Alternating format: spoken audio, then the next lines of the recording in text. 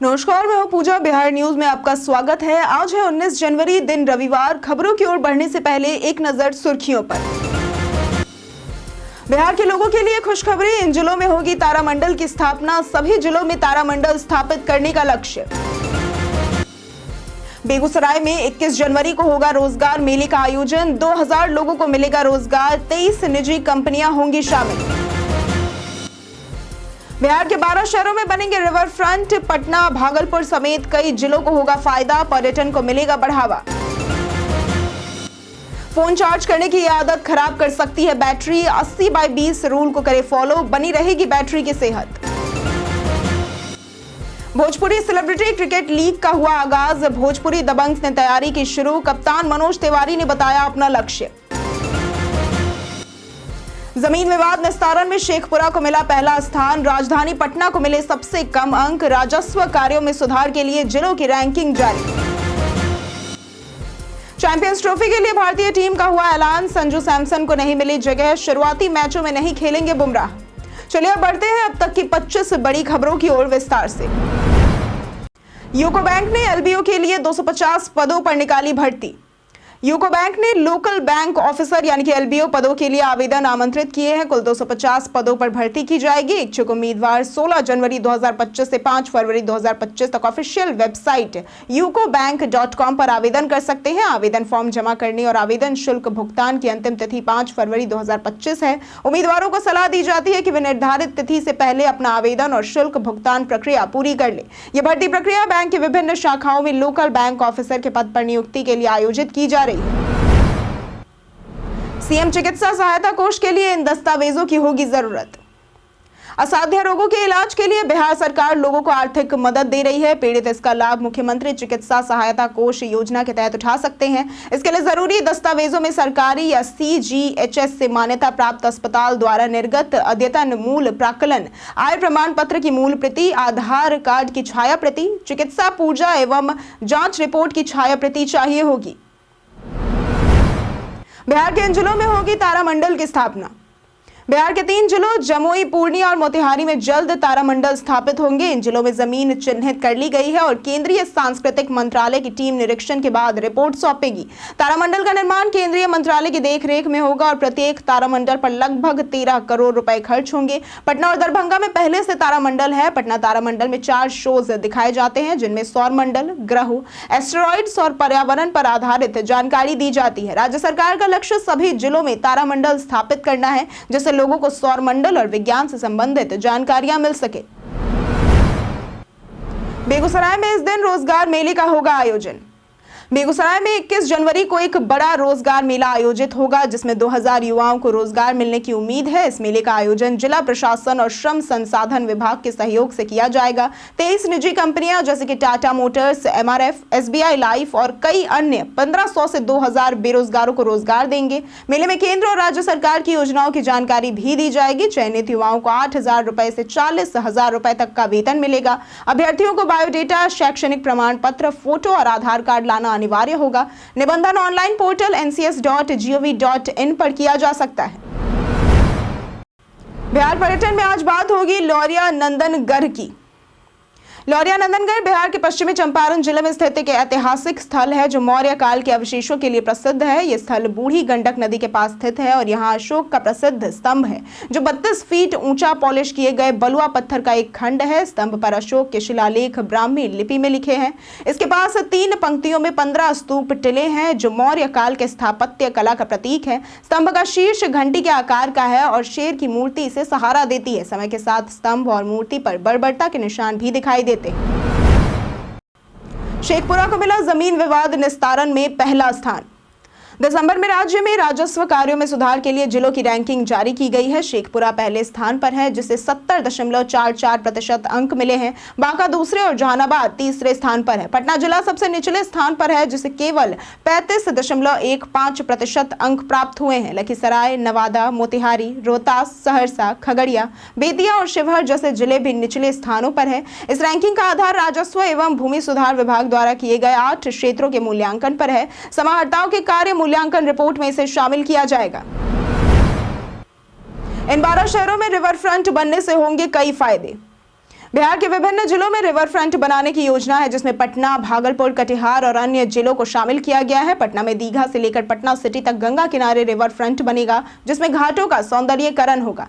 भागलपुर में चंपा पुल से बरारी तक गंगा किनारे पैदल यात्रा का रास्ता बनेगा और 14 घाट आपस में जुड़ेंगे। अन्य जिलों में भी रिवर फ्रंट का निर्माण होगा, जैसे कि बक्सर, मुजफ्फरपुर, वैशाली, आरा, कटिहार इत्यादि में घाटों का विकास किया जाएगा। इस प्रोजेक्ट से पर्यटन को बढ़ावा मिलेगा और अर्थव्यवस्था मजबूत होगी। डीपीआर तैयार होने के बाद निर्माण कार्य शुरू किया जाएगा। इस नंबर पर अवैध खनन की जानकारी देने पर मिलेंगे पुरस्कार। खान एवं भूतत्व विभाग ने बिहार में अवैध खनन को रोकने के लिए बिहारी योद्धा पुरस्कार की शुरुआत की है। इसके तहत अवैध खनन की जानकारी देने वालों को पुरस्कार दिए जाएंगे। अवैध खनन की जानकारी देने वालों का नाम गोपनीय रहेगा। इसकी जानकारी देने के लिए हेल्पलाइन नंबर 0612221530 और व्हाट्सएप नंबर 9472238821 जारी किए गए हैं। इसके अलावा प्रधान सचिव और निदेशक के नंबर भी जारी किए गए हैं। प्रधान सचिव का नंबर है 9473191437 और निदेशक का नंबर है 9122414564। भोजपुरी सेलिब्रिटी क्रिकेट लीग का हुआ आगाज। भोजपुरी फिल्म इंडस्ट्री की टीम भोजपुरी दबंग्स ने सेलिब्रिटी क्रिकेट लीग यानी कि सीसीएल 2025 के खिताब के लिए तैयारी शुरू कर दी है। कप्तान मनोज तिवारी और उप कप्तान दिनेश लाल यादव निरहुआ के नेतृत्व में टीम जोश से भरी हुई है, जिसमें रवि किशन, पवन सिंह और खेसारी लाल यादव जैसे सितारे भी शामिल हैं।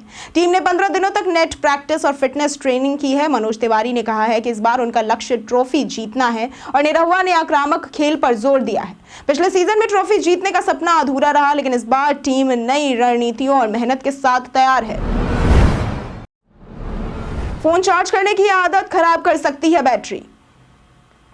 आजकल स्मार्टफोन लोगों के जीवन का अहम हिस्सा बन गए हैं, लेकिन चार्जिंग के दौरान कुछ बातों का ध्यान रखना जरूरी है ताकि बैटरी लाइफ लंबी बनी रहे। 80/20 रूल के अनुसार फोन को 20% से 80% तक ही चार्ज रखें। जब बैटरी 20% हो जाए तो चार्जिंग पर लगा दें और 80% होने पर उसे हटा लें। इससे बैटरी की सेहत बेहतर रहती है और वो जल्दी खराब नहीं होती। इसके अलावा बैटरी को पूरी तरह से खत्म होने से बचाएं और ओवर चार्जिंग से भी बचें। इन छोटी छोटी बातों का ध्यान रखकर आप अपने स्मार्टफोन की बैटरी लाइफ को लंबे समय तक सुरक्षित रख सकते हैं। बिहार की बेटी को मिला राष्ट्रपति से भोज का निमंत्रण। बिहार की सोनी कुमारी को राष्ट्रपति द्रौपदी मुर्मू से 26 जनवरी को राष्ट्रपति भवन में रात्रि भोज का निमंत्रण मिला है। सोनी कुमारी, जो कि रोहतास की रहने वाली है, प्रधानमंत्री आवास योजना यानी कि शहरी का लाभ उठाकर पक्के घर में रह रहती हैं। वो समाज सेवा के साथ साथ अपने घर का काम भी संभालती हैं और महिलाओं को जागरूक करती हैं। उनके पति ओम प्रकाश की जूते की एक दुकान है और वो खेती भी करती हैं। सोनी की मेहनत और समाज सेवा के कारण राष्ट्रपति ने उन्हें सम्मानित किया। उनका परिवार इस उपलब्धि पर गर्व महसूस कर रहा है और सोनी के ससुर और बेटी भी बेहद खुश है। पंकज त्रिपाठी की शादी की सालगिरह की तस्वीरें हुई वायरल। 48 वर्षीय अभिनेता पंकज त्रिपाठी और उनकी पत्नी मृदुला ने 15 जनवरी को अपनी 21वीं शादी की सालगिरह मनाई। मृदुला ने सोशल मीडिया पर जश्न का वीडियो और पार्टी की तस्वीरें शेयर की। वीडियो में पंकज अपनी पत्नी को अंगूठी पहनाते हैं और दोनों मिलकर केक काटते हैं। इस मौके पर पंकज बेज रंग के कुर्ते में और मृदुला पीले रंग के सूट में सुंदर दिखी। मृदुला ने बताया कि उन्होंने पंकज से शादी परिवार की आशंकाओं के बावजूद की थी, क्योंकि वे एक उच्च सामाजिक प्रतिष्ठा वाले परिवार से थी। पंकज त्रिपाठी ने नेशनल स्कूल ऑफ ड्रामा से पढ़ाई की है और फिल्म इंडस्ट्री में गैंग्स ऑफ वासेपुर से प्रसिद्धि पाई है। बिहार के इन जिलों को मिलेगी आरओबी की सौगात। मुख्यमंत्री नीतीश कुमार ने अपनी प्रगति यात्रा के दौरान बिहार के विभिन्न क्षेत्रों में आधारभूत संरचना परियोजनाओं की घोषणा की है। बेतिया में नए बाईपास, मोतिहारी में कोटवा से जोड़ने वाला पुल, खगड़िया में बूढ़ी गंडक नदी पर पुल, समस्तीपुर में रेलवे क्रॉसिंग पर आरओबी और दरभंगा में एलिवेटेड सड़क जैसी योजनाओं का ऐलान किया गया है। इसके अलावा मधुबनी में रिंग रोड और जयनगर में आरओबी निर्माण की बात की गई है। सारण में NH-31 पर एलिवेटेड सड़क और सिवान में रेलवे ओवरब्रिज बनाने की घोषणा की गई है। साथ ही कई जिलों में पावर ग्रिड, सड़क निर्माण और बाईपास परियोजनाएं प्रस्तावित है। इस हॉस्पिटल में खुला बिहार का पहला बाईप्लेन कैथ लैब। पटना के इंदिरा गांधी आयुर्विज्ञान संस्थान यानी कि IGIMS में 30 नए इमरजेंसी बेड और बिहार का पहला बाईप्लेन वेस्कुलर कैथ लैब शुरू किया गया है। यह कैथ लैब हृदय और मस्तिष्क के इलाज में मददगार है, खासकर ब्रेन हैमरेज और हृदय रोगों के लिए। यह डिजिटल सबट्रैक्शन एंजियोग्राफी मशीन से लैस है, जो एंजियोग्राफी और सिटी स्कैन एक साथ कर सकती है।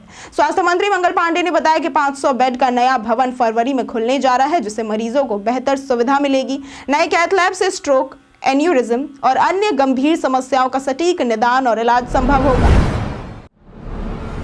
जानिए आज के मौसम का पूर्वानुमान। आज प्रदेश के अधिकांश जिलों में हल्के से मध्यम स्तर का कोहरा छाए रहने की संभावना है। आने वाले दिनों में राज्य के न्यूनतम तापमान में 2 से 3 डिग्री सेल्सियस की गिरावट होने की संभावना है। प्रदेश में आज का मौसम शुष्क बना रहेगा। तो वहीं अगर बात करें न्यूनतम तापमान की, तो ज्यादातर जिलों में 8 से 12 डिग्री रहने की संभावना है। तो वहीं कुछ जिलों में 12 से 14 डिग्री रहने की आशंका भी जताई गई है। वहीं राज्य के अधिकांश जिलों का अधिकतम तापमान 20 से 22 डिग्री रहने की आशंका जताई गई है। स्विगी, जोमैटो और अमेजन 28 जनवरी को करेंगे हड़ताल। 28 जनवरी 2025 को पटना में स्विगी, जोमैटो, अमेजन और अन्य डिजिटल प्लेटफॉर्म कर्मचारियों द्वारा एक हड़ताल का आयोजन किया जाएगा। इसका उद्देश्य प्लेटफॉर्म कर्मचारियों को उचित मुआवजा, सामाजिक सुरक्षा और अधिकार दिलाना है। अमेजन इंडिया वर्कर्स यूनियन के अध्यक्ष धर्मेंद्र कुमार ने बताया कि कर्मचारियों की शिकायतों को नजरअंदाज किया गया है और दिसंबर 2023 में श्रम मंत्रालय को मसौदा कानून सौंपा गया था, पर कोई कार्रवाई नहीं की गई है। हड़ताल में सैकड़ों कर्मचारी शामिल होंगे और श्रम मंत्रालय को ज्ञापन सौंपा जाएगा। इस आंदोलन का असर राष्ट्रीय स्तर पर हो सकता है, जैसे कि राजस्थान और झारखंड में पहले भी हुआ है। पीवीसी आधार कार्ड वालों को हो सकती है ये दिक्कतें। भारत में आधार कार्ड सबसे आम दस्तावेज है जो स्कूल, कॉलेज एडमिशन से लेकर सरकारी योजनाओं के लाभ तक के लिए जरूरी होता है। UIDAI द्वारा जारी किया जाने वाला आधार कार्ड आमतौर पर रजिस्टर्ड पते पर भेजा जाता है, लेकिन साइबर कैफे से पीवीसी आधार कार्ड बनवाना सही नहीं है, क्योंकि ये सरकारी कामों में मान्य नहीं होते और सुरक्षा की दृष्टि से भी कमजोर होते हैं। अगर आप पीवीसी आधार कार्ड बनवाना चाहते हैं तो UIDAI की आधिकारिक वेबसाइट ueidai.gov.in से 50 रुपए की फीस देकर ऑर्डर करें। यह कार्ड पोस्ट द्वारा आपके पते पर भेज दिया जाएगा। राहुल गांधी ने जाति जनगणना पर उठाए सवाल। कांग्रेस नेता राहुल गांधी ने बिहार में नीतीश सरकार द्वारा कराई गई जाति आधारित गणना को फर्जी बताया और कहा कि इसके जरिए लोगों को बेवकूफ बनाया गया है। पटना में संविधान सुरक्षा सम्मेलन में उन्होंने कहा कि उनकी सरकार बनने पर आरक्षण की 50% सीमा को तोड़कर इसे बढ़ाया जाएगा और देश भर में जाति जनगणना करवाई जाएगी। राहुल ने जाति जनगणना को एक्सरे जैसा बताया, जिससे समाज के विभिन्न वर्गों की हिस्सेदारी का सही आकलन किया जा सके। उन्होंने बिहार में 2023 में कराई गई जाति गणना को फेक करार दिया। हालांकि यह सर्वे महागठबंधन सरकार के तहत हुआ था, जिसमें कांग्रेस भी शामिल थी। अमित शाह ने बिहार में सीएम फेस को लेकर दिया बयान। बिहार विधानसभा चुनाव में एनडीए के सीएम फेस को लेकर गृह मंत्री अमित शाह ने बड़ा बयान दिया है। उन्होंने कहा कि बिहार एनडीए एकजुट है और चुनाव नीतीश कुमार के नेतृत्व में लड़ा जाएगा, लेकिन सीएम पद पर चर्चा नीतीश कुमार से ही होगी। इस बयान से जदयू नेताओं में बेचैनी बढ़ सकती है, क्योंकि जदयू बार बार ये कहती है कि केवल नीतीश कुमार ही सीएम होंगे।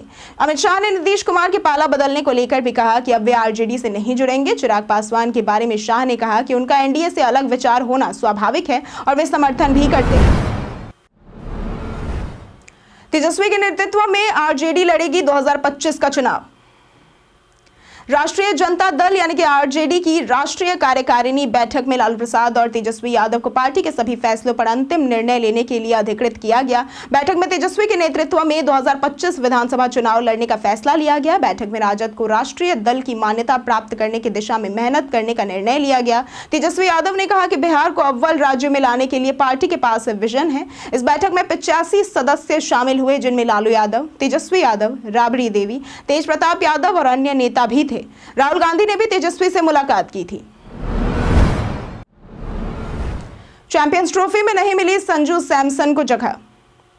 भारतीय टीम ने 2025 चैंपियंस ट्रॉफी के लिए अपनी 15 सदस्यीय टीम का ऐलान कर दिया है। टीम की घोषणा चीफ सेलेक्टर अजीत अगरकर और कप्तान रोहित शर्मा ने की है। टूर्नामेंट 19 फरवरी से शुरू होगा और भारत 20 फरवरी को अपना अभियान शुरू करेगा। चैंपियंस ट्रॉफी 8 साल बाद हो रही है। संजू सैमसन और जसप्रीत बुमराह को भारतीय टीम में जगह नहीं मिली है। हालांकि बुमराह चैंपियंस ट्रॉफी तक फिट हो सकते हैं। टीम में रोहित शर्मा, विराट कोहली, शुभमन गिल, हार्दिक पांड्या, ऋषभ पंत, कुलदीप यादव, मोहम्मद शमी, रविंद्र जडेजा जैसे प्रमुख खिलाड़ी शामिल है।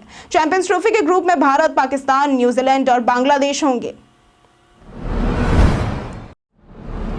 कई कारणों से दर्ज है इतिहास में आज की तारीख। आज के दिन 2020 में विराट कोहली वनडे क्रिकेट में सबसे तेज 5000 रन बनाने वाले कप्तान बने थे। आज के ही दिन 2005 में सानिया मिर्जा लॉन टेनिस के ऑस्ट्रेलिया ओपन के तीसरे दौर में पहुंचने वाली पहली भारतीय महिला बनी थी। आज के ही दिन 1986 में पहला कंप्यूटर वायरस सी ब्रेन सक्रिय किया गया था। आज के दिन 1977 में दुनिया की सबसे बड़ी भीड़ जो कि 15 मिलियन तक थी, भारत में हिंदू कुंभ मेले में एकत्र हुई थी। आज के ही दिन 1967 में तत्कालीन प्रधानमंत्री लाल बहादुर बहादुर शास्त्री की मौत के बाद इंदिरा गांधी को भारत का तीसरा प्रधानमंत्री बनाया गया था और आज के दिन 1905 में हिंदू दार्शनिक देवेंद्रनाथ टैगोर ने अंतिम सांस ली थी। भारत में लॉकडाउन लगने की वायरल खबर की जानिए सच्चाई।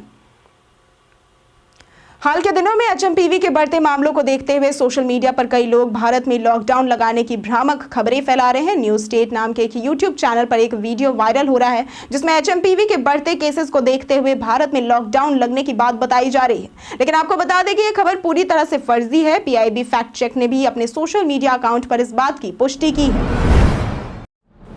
सरकार ने लॉन्च किया ऐप, साइबर ठगी की शिकायत करना हुआ आसान।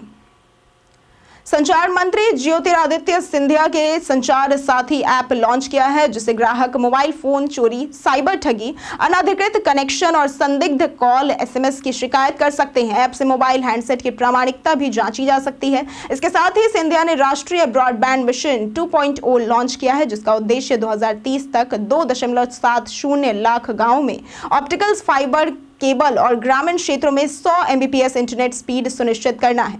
इसके अलावा 5G और 6G सेवाओं के लिए 687 MHz स्पेक्ट्रम रीफार्मिंग की मंजूरी दी गई है जिससे 2030 तक 2000 MHz स्पेक्ट्रम की आवश्यकता पूरी की जाएगी।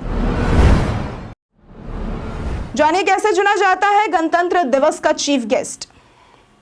इस साल गणतंत्र दिवस पर मुख्य अतिथि इंडोनेशिया के राष्ट्रपति प्रबोवो सुबियांतो होंगे जो 25-26 जनवरी को भारत आएंगे। मुख्य अतिथि को सम्मानित करना एक लंबी प्रक्रिया है जिसमें दोनों देशों के रिश्तों, सेना, राजनीति और अर्थव्यवस्था को ध्यान में रखा जाता है। यह सम्मान किसी विदेशी नेता के लिए बहुत खास होता है। गणतंत्र दिवस के दौरान मुख्य अतिथि के 21 तोपों की सलामी, गार्ड ऑफ ऑनर और विशेष रिसेप्शन जैसी इज्जत दी जाती है। इस बार सुबियांतो की यात्रा को विशेष माना जा रहा है क्योंकि इसके दौरान भारत और इंडोनेशिया के बीच ब्रह्मोस मिसाइल डील फाइनल होने की संभावना है। हम प्रतिदिन आपसे 5 ऐसी जरूरी सवाल और उसके जवाब बताएंगे जो कि बीपीएससी, बिहार पुलिस, दारोगा समेत एसएससी जैसे अन्य प्रतियोगी परीक्षाओं में काम आएंगे। सवाल इतिहास, बिहार स्पेशल, विज्ञान, करंट अफेयर्स और भूगोल से रहेंगे। पूछे गए 5 सवालों में आपने कितना सही उत्तर दिया यह हमें कमेंट करके जरूर बताएं। हमारा पहला सवाल है, भारत के 76वें गणतंत्र दिवस समारोह के मुख्य अतिथि कौन होंगे? ए इमैनुअल मैक्रो, बी कीर स्टारमर, सी प्रबोवो सुबियांतो या डी अनुराग कुमारा। इसका सही उत्तर है प्रबोवो सुबियांतो। हमारा दूसरा सवाल है, टीम इंडिया के नए बैटिंग कोच कौन होंगे? ए राहुल द्रविड़, बी अजीत अगरकर, सी सितांशु कोटक या डी वीवीएस लक्ष्मण। इसका सही उत्तर है सितांशु कोटक। हमारा तीसरा सवाल है, भारत ने किस देश के साथ ब्रह्मोस सुपरसोनिक क्रूज मिसाइलों के निर्यात के लिए समझौते पर हस्ताक्षर किए हैं? ए इंडोनेशिया, बी बांग्लादेश, सी यूक्रेन या डी भारत। इसका सही जवाब है ए इंडोनेशिया। हमारा चौथा सवाल है, बिहार में साक्षरता अभियान कब प्रारंभ हुआ था? ए 1937, बी 1912, सी 1935 या डी 1921। इसका सही जवाब है 1937। हमारा पांचवा सवाल है, बिहार का सबसे पुराना कृषि विश्वविद्यालय कहां स्थित है? ए समस्तीपुर, बी मुजफ्फरपुर, सी नालंदा या डी भागलपुर। इसका सही जवाब है ए समस्तीपुर। बीते दिन हमारे द्वारा पूछे गए सवाल का जवाब आप लोगों में से बहुत लोगों ने हमारे कमेंट सेक्शन में लिख कर दिया है। जिन्होंने हमारे द्वारा पूछे गए सवालों का जवाब दिया है उनके नाम है विद्यासागर सिंह, कृष्णा प्रसाद, मोतीलाल कुमार, रिमझिम कुमारी, पल्लवी सिंह, आरती शर्मा, जितेंद्र ठाकुर, कोमल कुमारी, पंकज कुमार दास, नंदकिशोर शर्मा, सूरज कुमार, रवि मोहन वर्मा, राजीव कुमार, विनय कुमार, मुरली पासवान, उमेश कुमार, नरेंद्र कुमार और संजना कुमारी। इसी के साथ बढ़ते हैं आज के सवाल की ओर। आज का सवाल है, क्या आपके क्षेत्र में अभी भी बाल विवाह की घटनाएं होती हैं? अब अपना जवाब हमें हमारे कमेंट सेक्शन में लिखकर जरूर बताएं। आज के लिए सिर्फ इतना ही। बिहार की तमाम खबरों के साथ बने रहने के लिए देखते रहे बिहारी न्यूज। और साथ ही अगर आप यूट्यूब चैनल पर देख रहे हैं तो चैनल को सब्सक्राइब जरूर करें और अगर आप फेसबुक पेज पर देख रहे हैं तो लाइक और फॉलो जरूर करें।